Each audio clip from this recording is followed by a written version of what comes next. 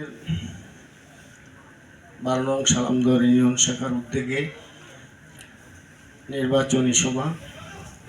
নির্বাচনী সভার প্রধান অতিথি ইসলামী আন্দোলন বাংলাদেশ ঈশ্বর চরমনাই হুজুরের মনোনীত ঠাকুরগাঁও 1 আসনের এমপি পদপ্রার্থী হাফেজ ডাক্তার মোহাম্মদ খাদিমুল ইসলাম এবং ইসলামী আন্দোলন বাংলাদেশ এর সহযোগী সকল অঙ্গ সংগঠনের নেতৃবৃন্দ ও সালামদুয়ার ইউনিয়নবাসী, আমি সকলকে জানাই ইসলামী আন্দোলন বাংলাদেশ ঠাকুরগাঁও জেলা শাখার পক্ষ থেকে মোবারকবাদ ও শুভেচ্ছা।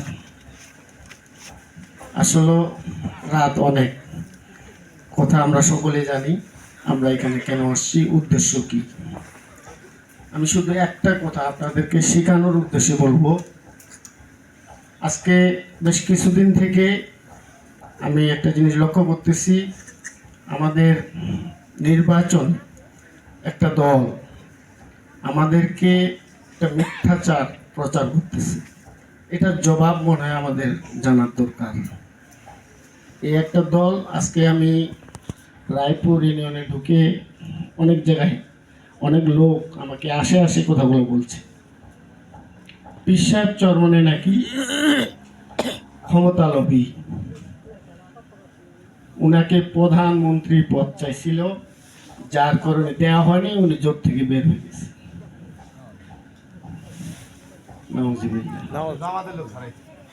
হ্যাঁ, জামাতের লোক। যাই হোক, এটার উত্তর আমাদের শায়েখে চরমনাই কিছুদিন আগে দিচ্ছেন। উত্তরটা শর্ট, একদম সংক্ষিপ্ত। তিনি বলছেন যে জোটে থাকলে সিট বেশি পাওয়া যাবে না জোট থেকে বের হলে সিট বেশি পাওয়া যাবে? আপনারা বলেন তো। জোটে থাকলে বেশি পাওয়া যাবে। জোটে থাকলে, তা আমরা তো জোট থেকে বের হয়ে গেছি, ক্ষমতা লোভী কেমনে হইলাম? যদি জোটে থাকে সিট পাওয়া যায়, সিট পাওয়া যায় মানে ক্ষমতা পাওয়া যায়। কি কথা বলেন না কেন? জোটে থাকলে যদি সিট পাওয়া যায় তার মানে কি ক্ষমতা? তা আমরা জোটে নাই, তার মানে ক্ষমতা চাই না। আসল সত্য কথা বলে না যে আমরা ইসলাম নাই বিধায় পীর সাহেব চরমনাই যেখানে নিজে সারা দেশে তিনি ইসলামের একটা বাক্সের জন্য প্রত্যেকটা দলের দাঁড়ে দাঁড়ে যা দাওয়াত দিচ্ছে, এটা একমাত্র পীর সাহেব চরমনাই। অন্য কোনো দল ডাকেনি, অন্য কোনো মানুষ ডাকেনি, একমাত্র পীর সাহেব চরমনাই ডাকছে ইসলামের জন্য, আল্লাহর দ্বীন প্রতিষ্ঠার জন্য। আজকে যারা বেঈমানি করতেছে, আমি মনে করবো বেঈমানি করতেছে জাতির সাথে, তারা মুখে বলতেছে ইসলাম, কিন্তু তাদের গঠনতন্ত্র থেকে ইসলাম আল কোরআনের আইন এই লেখাটা উঠে দিচ্ছে। তারা বিভিন্ন সংস্থায় তার বক্তব্য দিচ্ছে পরিচালিত আইনে রাষ্ট্র পরিচালনা করবে। তাহলে এটা জাতির সাথে বেঈমানি হচ্ছে না? জাতিকে বলতেছে ইসলাম, আর তারা গঠনতন্ত্র থেকে ইসলাম কথাটাই উঠে দিচ্ছে। তাদের একটা স্লোগান ছিল, কোরআনের আইন চাই, সৎ লোকের শাসন চাই। কোরআনের আইন এই লেখাটা উঠাই দিচ্ছে, এখন শুধু রাখছে সৎ লোকের শাসন চাই। তাহলে আমাদেরকে কিন্তু বুঝতে হবে, আমরা একমাত্র ক্ষমতার জন্য রাজনীতি করি না, আমরা ইসলামকে সংসদ পর্যন্ত নেওয়ার জন্য, আল কোরআনের আইন পরিচালিত করার জন্য আমরা রাজনীতি করি। আমরা রাজনীতি করি মানে ইবাদত করি। আমরা রাজনীতি মানে দুর্নীতি না, রাজনীতি মানে কোনো স্বৈরাচার জন্ম নেবে এটা না, রাজনীতি নামে কোনো নিজের ভোগ বিলাসিতা ভোগ্যপণ্য নিয়ে আমরা সুখে শান্তিতে অট্টালিকা তৈরি করব, বিদেশে বাড়ি করব, বেগম পাড়া তৈরি করব, এর জন্য করি না। আমরা রাজনীতি করি, ইবাদত করি। আমাদেরকে এই কথাগুলো সকলের কাছে ছড়াই দিতে হবে। তাহলে ইসলাম আমরা দাওয়াত দেবো কিসের জন্য? ইসলামের জন্য, আল্লাহর দ্বীনের জন্য। আমরা যদি একটা সিট কিয়ামত পর্যন্ত না পাই, লজ আছে? হ্যাঁ, আচ্ছা একটা কথা, এখানে আলেম ওলামাগণ আছেন, আমি একটা কথা আপনাদের কাছে জানতে চাচ্ছি।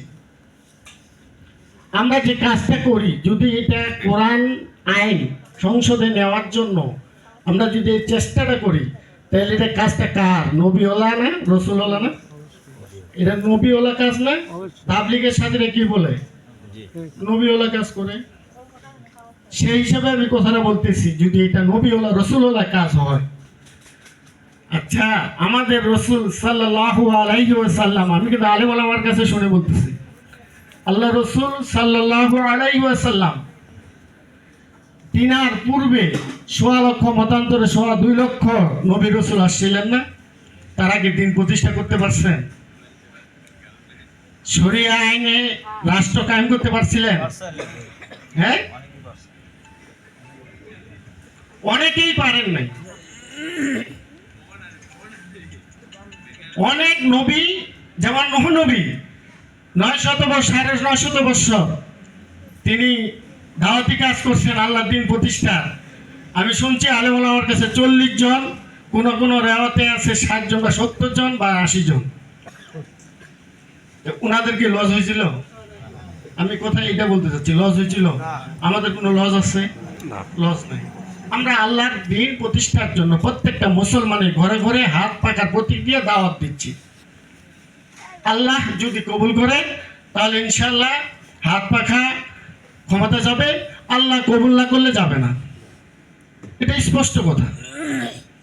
আর আশা করি এবার বাংলাদেশের মধ্যে হাত পাখার যে জোয়ার দেখা যাচ্ছে, আলহামদুলিল্লাহ অনেক বেশি, মানে গত 18 বা 18 আগে যতগুলো নির্বাচন হয়েছে, এবার হাত পাখা আমি আশা করি ইনশাআল্লাহ দ্বিতীয় স্থান থাকবে, যেই দলই ক্ষমতা যাক।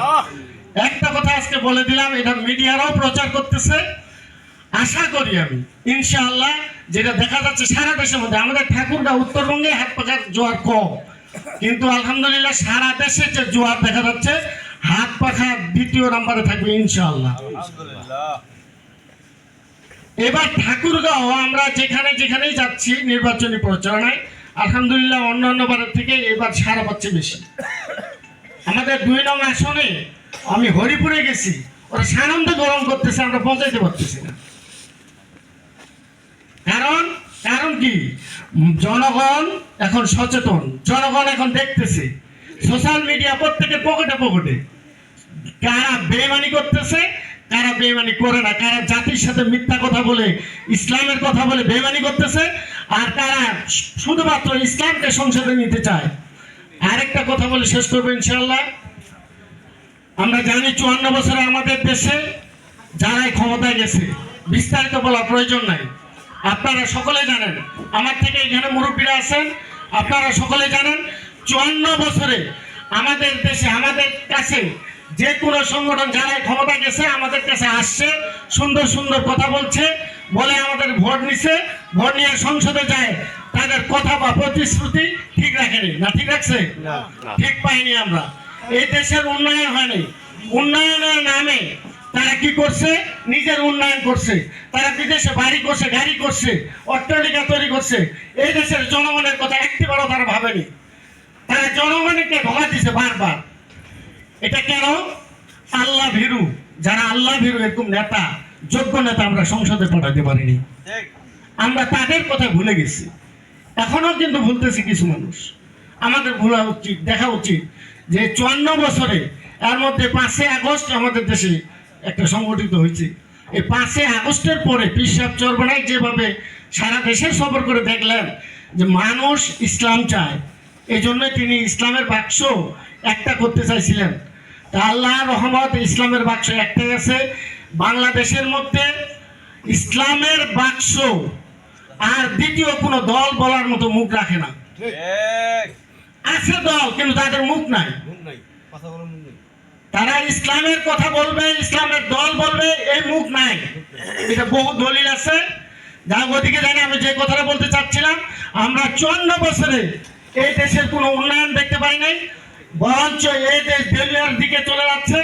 আমি জনগণের কাছে উদাত্ত আহ্বান জানাচ্ছি এবং বিনয়ের সাথে অনুরোধ করব, আমরা এই দেশের সাথে, জনগণের সাথে এবং এই দেশের কল্যাণ, শক্তিশালী সমৃদ্ধশালী একটা রাষ্ট্র গঠনের জন্য ইসলাম ছাড়া কোনো দিন কোনো রাষ্ট্র কোনো উন্নয়ন করতে পারে নাই, সামনে পারবে না ইনশাল্লাহ। আমি অনুরোধ করলাম আমরা ইসলামকে বিজয়ের জন্য হাত পাখায় ভোট দিয়ে জয়যুক্ত করবো, সে চেষ্টা করব, জনগণের কাছে আমরা সেভাবে ছড়া করবো। এই আশা ব্যক্ত করে আমি সংক্ষিপ্ত আলোচনা শেষ করলাম। আসসালামু আলাইকুম ওয়া রাহমাতুল্লাহ।